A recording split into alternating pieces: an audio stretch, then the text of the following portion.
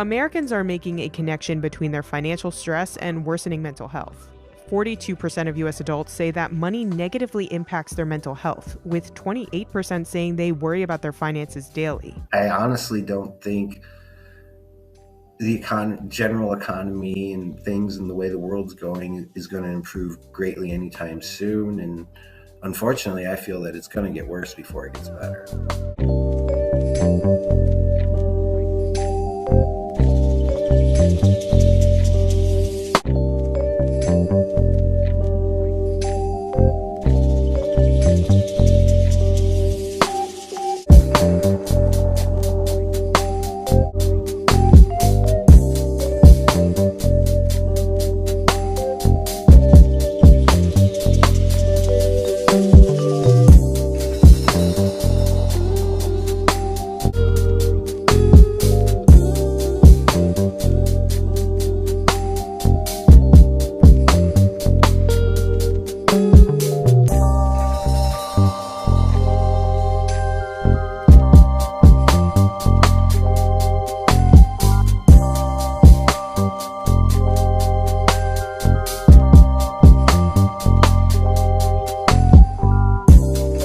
When people ask you, like, how are you doing? Like, there's this instinct for you to be like, it's fine. Like, we're good. We're okay. Like, everything's okay for now. Like, we're getting by.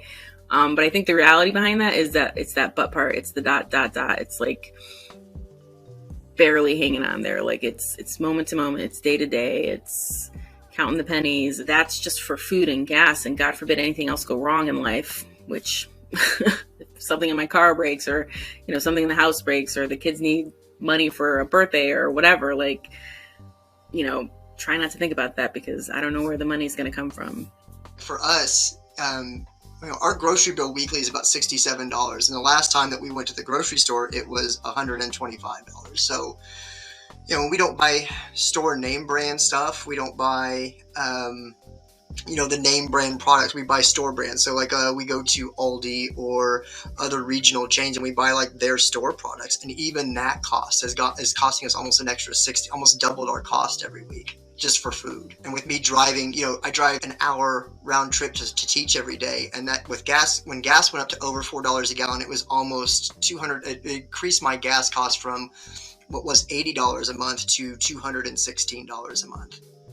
So it's quite a escalation in cost. I go to the furthest place first and hit wherever's closest to that after, and then, come to the store that's closest to my home last and try to just kind of maximize my drive time. But I don't even know if that's helping because that's like almost $6 a gallon of gas. It's like, it just feels like you're spending money no matter what. And I begin to wonder if it even matters if I drive to multiple places. Am I really helping? Is it making a difference? It's really hard to say. Gas is really hard because, like, for food, okay, I can go get like the cheaper cereal or the cheaper snacks. There's no cheaper gas. Like, there's no other option really. Connecticut's pretty high. We're almost at $5. And I mean, you can drive to like 3 towns over to get 10 cents off, but then that doesn't really make sense, right?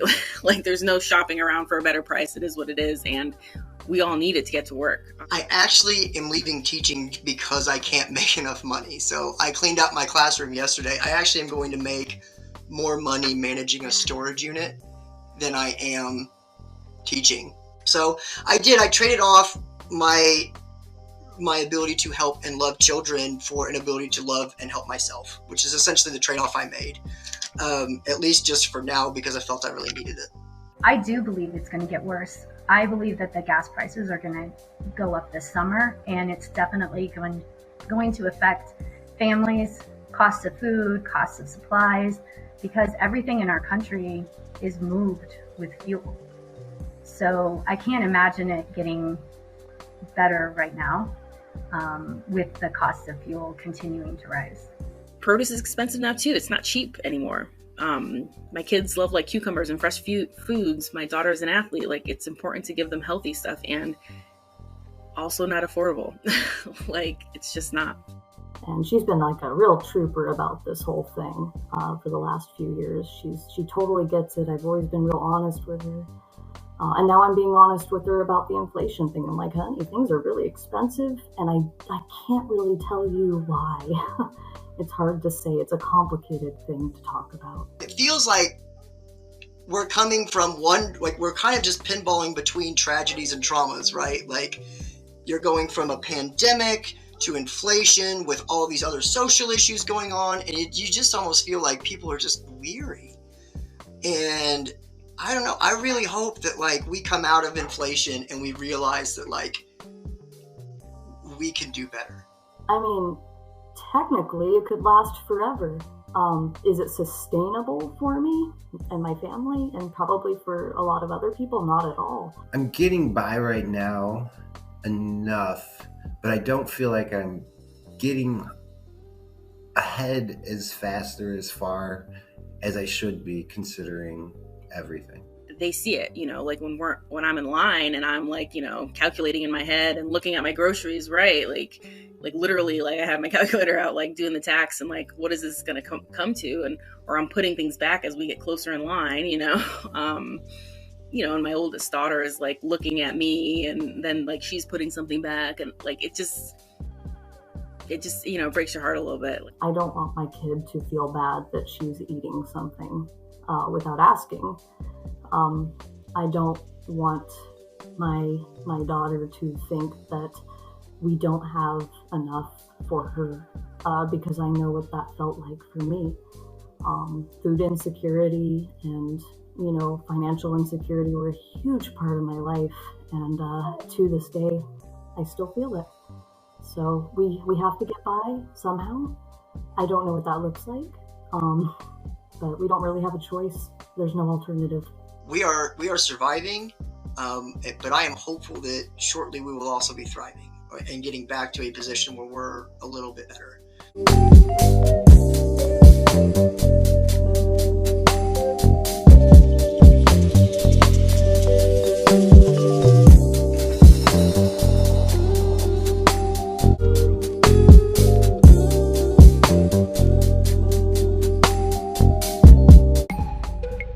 Americans seem more stressed about money than ever before. 87% of Americans said that inflation and the rising costs of everyday goods is what's driving their stress. And that's one of the highest numbers of stress that we have seen in the Stress in America survey. 4 in 10 Americans say that money affects them negatively and the state of their mental health. Money is a universal stressor, regardless of your financial standing. Latino and Black adults were more likely to say that money was a significant stressor more frequently than white and Asian respondents. Many Americans don't feel hopeful about their financial future, with 41% saying it's, quote, going to take a miracle to be ready for retirement. Sometimes dealing with stress can worsen someone's financial problems. An April 2020 Credit Karma survey found that 35% of respondents said that stress from the pandemic made them impulse buy. I was sad, so I would shop. And that led to me accumulating over $30,000 of credit card debt. And I had to figure out how the heck I was going to pay that off. Things are getting way more expensive, and we want to experience things and we want to live. And so in order to provide some sort of happiness, I was getting serotonin through shopping. I started drinking more, and I feel like eating more and spending more. So like you start doing those coping mechanisms because you're stressed about money or stressed in life somehow. And so it was leading me down like a road that I didn't want to be on, but I didn't know. I felt stuck. I felt trapped. Mental health issues can have serious consequences for a person's overall well-being. There is clear evidence that mental illness affects your physical health. We typically see stress manifest in 2 ways. One are physical symptoms, so things like teeth grinding, headaches, stomach discomfort, muscle tension. The second is emotional responses, so that can look like anxiety and stress, difficulty sleeping, changes in your eating patterns. And so when those come together and they are unmanaged, that's where we see really negative physical and emotional consequences. Many people struggle with the shame of their financial difficulties, and it's often a burden that's carried alone in silence.